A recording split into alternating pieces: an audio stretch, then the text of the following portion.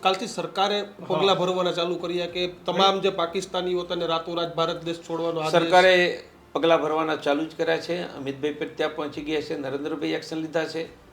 હવે હું સરકારને કહું કે પાકિસ્તાનના 4 ટુકડા કરો, નામો નિશાન મિટાવી દો, તો આતંક જ બંધ થઈ જશે.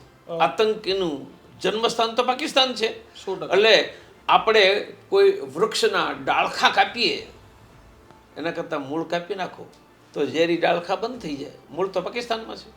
તમે એવું માનો છો કે જે સરકારે છેલ્લા 3-4 વર્ષમાં જે પગલાઓ લીધા, વકફ હોય, 370 હોય, બીજું કાશ્મીરની જે ટુકડા કર્યા, જે 370 હટાવી અને 2 અલગ અલગ કર્યું લદ્દાખને, તો એ બધાનો આ બદલો છે? પહેલી વસ્તુ 1947માં આ લોકોએ દેશના ટુકડા કર્યા ત્યારે કયું વખત બિલ આવ્યું હતું? કઈ 370 હતી?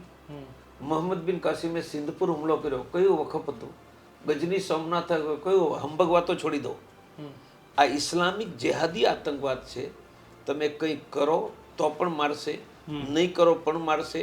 તમે બેન દીકરીઓ પરણાવશો તો પણ મારશે, તમે પૈસા આપતો તો પણ મારશે, મદદ કરશો તો પણ મારશે, પાણી પીવડાવતો તો મારશે. કારણ કે એમની નજરોમાં તમે કાફીર છો, શત્રુ છો.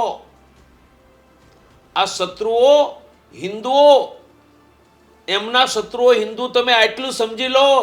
આ અબ્બુજાન, ચચ્ચુજાન, ભાઈજાન બંધ કરો. મિત્રો, આવા જ વિડીયો અને શોર્ટ્સ જોવા માટે આજે જ અમારી ન્યૂઝ રૂમ યુટ્યુબ ચેનલને સબસ્ક્રાઇબ કરો.